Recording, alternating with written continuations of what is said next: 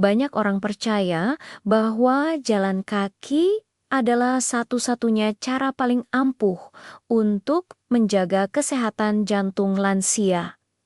Tapi, bagaimana kalau saya bilang, menurut dokter bedah jantung, dengan pengalaman 25 tahun, jalan kaki ternyata hanya melatih sekitar 30% fungsi jantung? Hari ini saya, Aisyah, akan membahas 5 cara sederhana yang bisa dilakukan lansia di rumah dan terbukti lebih efektif menjaga kekuatan jantung, menstabilkan tekanan darah, dan menurunkan risiko serangan jantung hingga 70%.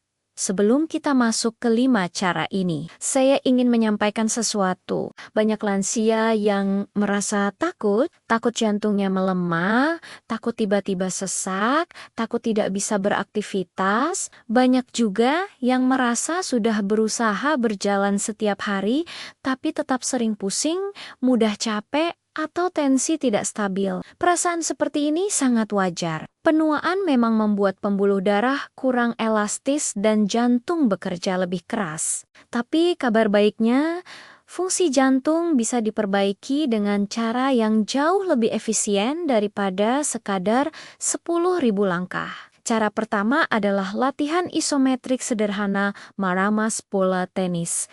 Caranya mudah sekali. Ambil bola tenis, kemudian remas dengan kuat selama 2 menit. Setelah itu, istirahat 1 menit dan ulangi 3 kali. Bisa dilakukan 3 kali sehari sambil duduk menonton TV atau sambil santai.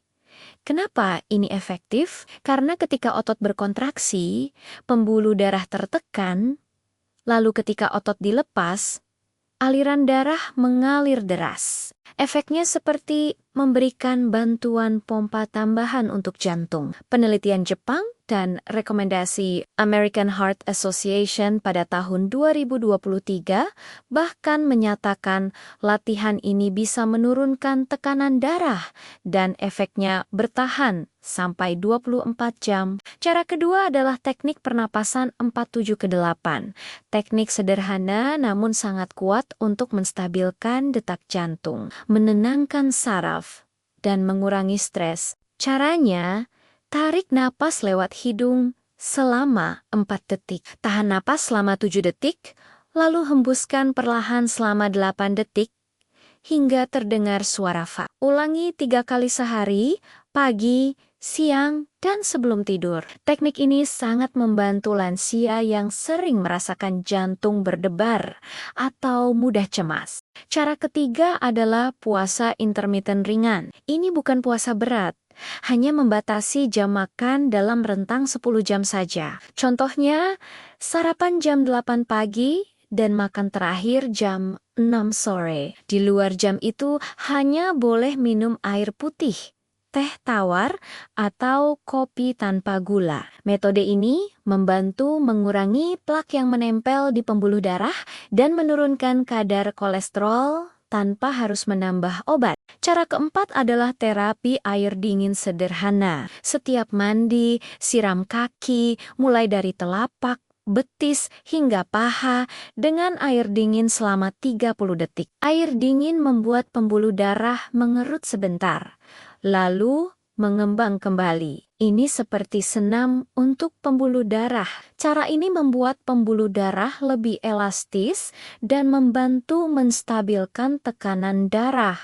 Cara kelima adalah meditasi syukur selama 5 menit. Duduk dengan tenang, pejamkan mata, dan pikirkan 3 hal sederhana yang disyukuri hari itu. Meditasi jenis ini terbukti dapat meningkatkan variabilitas detak jantung hingga 40%, membuat jantung lebih kuat, adaptif, dan tidak mudah kaget. Efeknya sangat baik untuk menurunkan tekanan darah dan menjaga kesehatan mental. Untuk mempermudah, dokter memberikan jadwal harian praktis.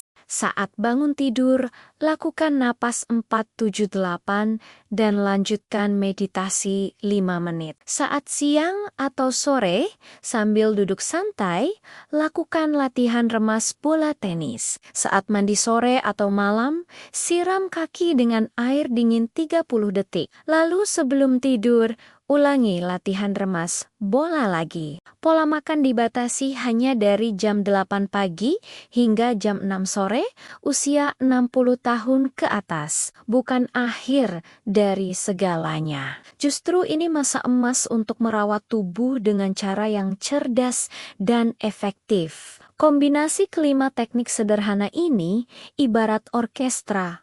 Masing-masing bekerja pada bagiannya sendiri, tetapi ketika digabungkan, hasilnya luar biasa.